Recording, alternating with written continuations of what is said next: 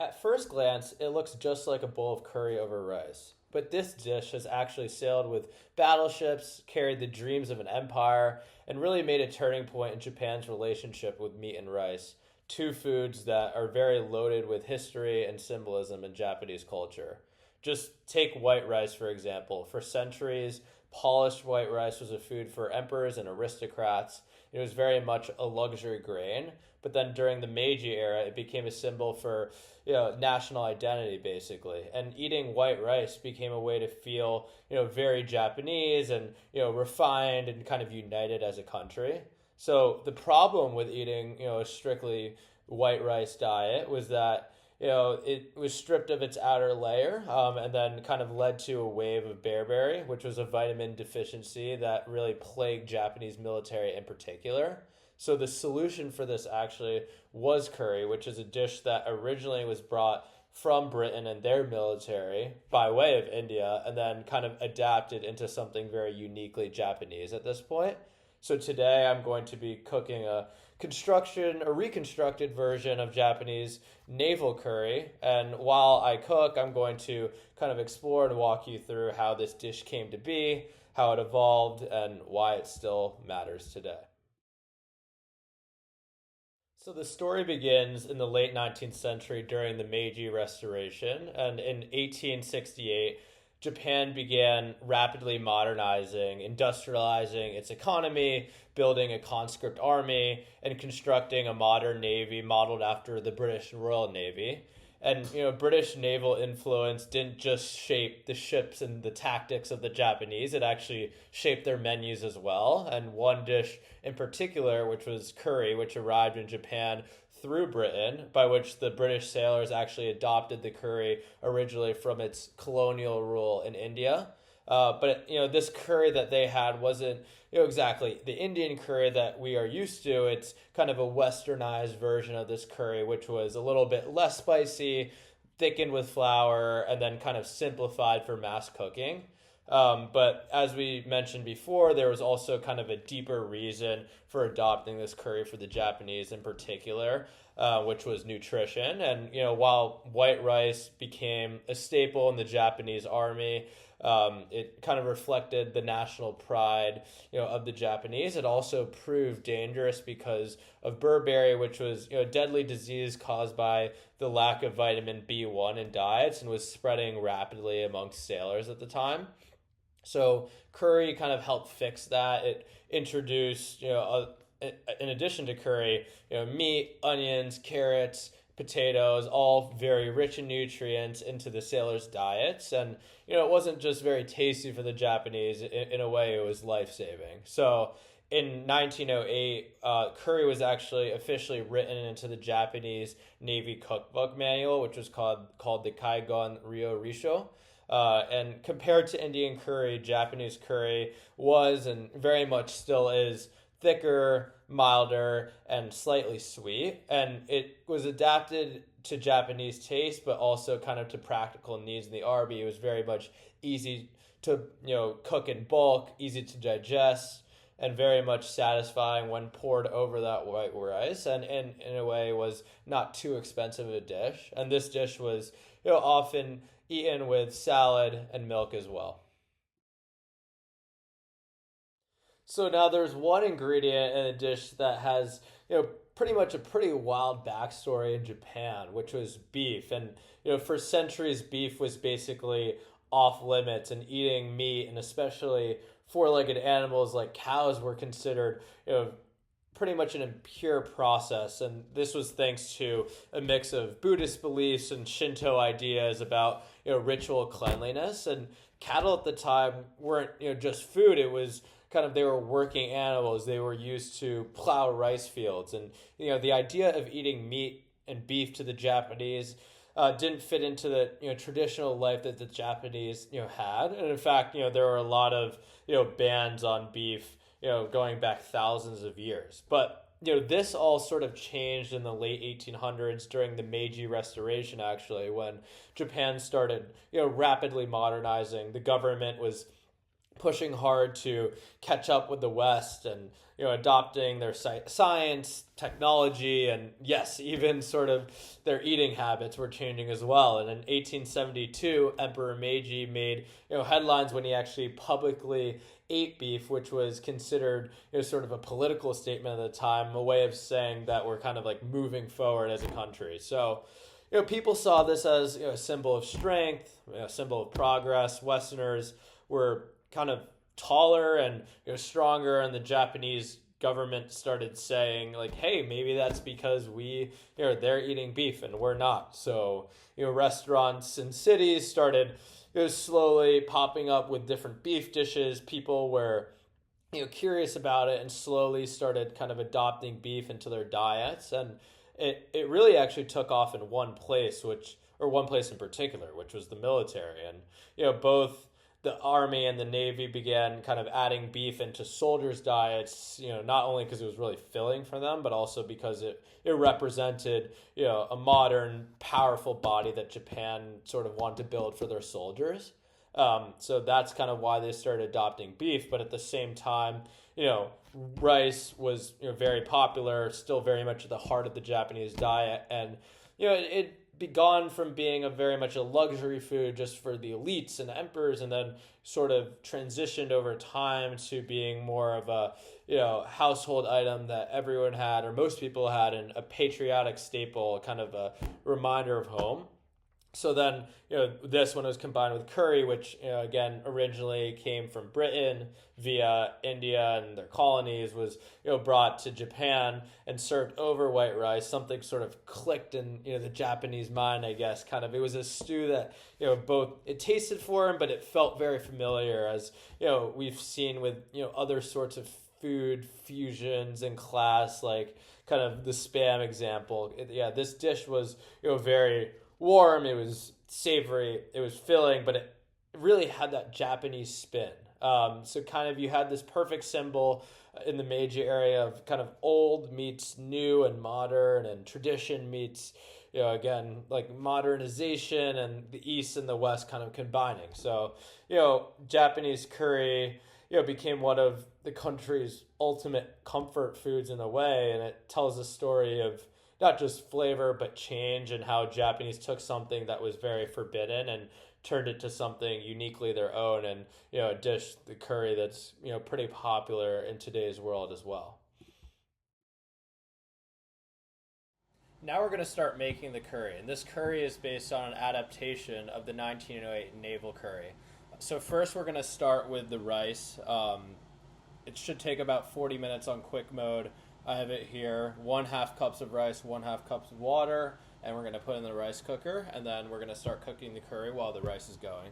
All right, now I'm going to peel these potatoes, wash them, and dice them into small cubes. It's about 400 grams of potatoes, and then I'm going to do the same for about 250 grams of carrots that I have right here.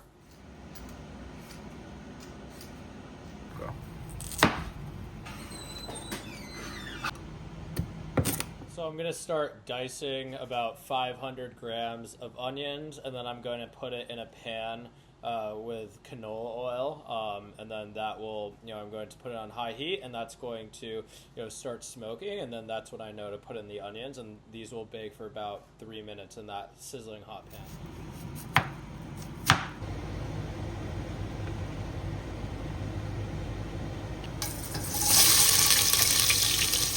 Now that the onions have sauteed for about 3 minutes, we're going to throw the salted and peppered beef in the pan until it browns. And then right after that, we're going to be putting the diced carrots and potatoes in there and have them cook for about 2 minutes. And then we'll go to the next step.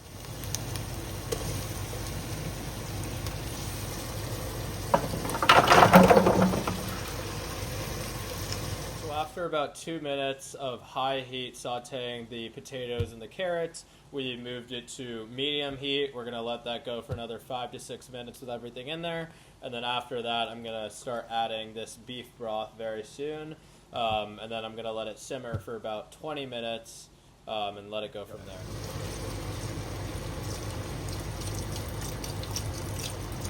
So now we're gonna add some umami seasoning. So we're gonna add some soy sauce here. We're gonna add a little bit of rice vinegar, and we're gonna add ketchup. And this is gonna make it a little bit sweeter than that traditional curry.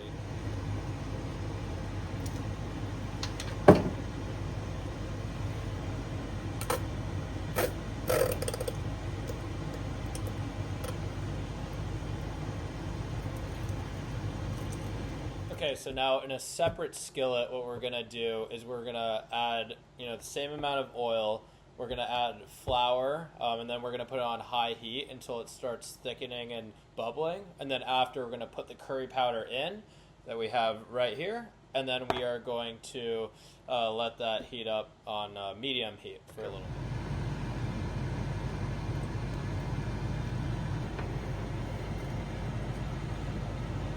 Now the curry has started to thicken. We're going to put it back in the bowl with everything, mix it all together, add some salt and pepper, and then we're going to put it with our rice and see how it turns out.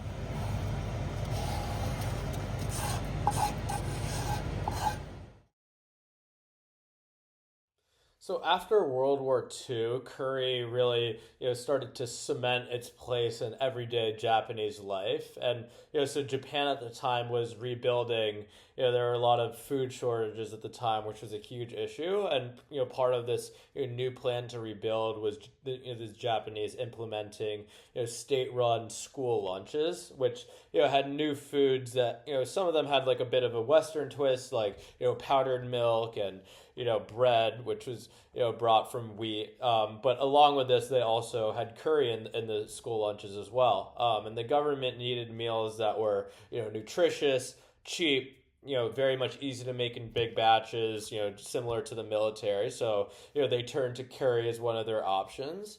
And, that made, for perfect school lunches because, they were, rolled out massively, to a nationwide audience and, there to combat nutrition. So, in the 1960s, curry made its sort of next big leap, which was boxed curry roux. And companies like S&B and House Foods created these sort of iconic pre-made seasonings that made curry cooking at home very easy. So you just saute, simmer, stir in the roux, and it's done. So suddenly anyone could cook curry, and it became very much a household staple in the mid 20th century. And then from there, curry just kept evolving. People started experimenting, adding fried cutlets, adding curry-filled bread, switching up the proteins, and that's how you get dishes like tonkatsu curry, chicken katsu curry, and curry pan. But no matter the twist, the essence of the dish always kind of stayed the same, which was that sort of thick stew over white rice that was a little sweeter than traditional Indian curry. And today it's not really about survival or tradition for Japanese people or eating curry rice. It's more about comfort, and curry is very nostalgic for the Japanese, and it's easy, it's familiar, and it's very much customizable, which makes it a great option for the Japanese. Today, the Maritime Self-Defense Force still serves curry every Friday, actually, and each ship has its own variation of the curry.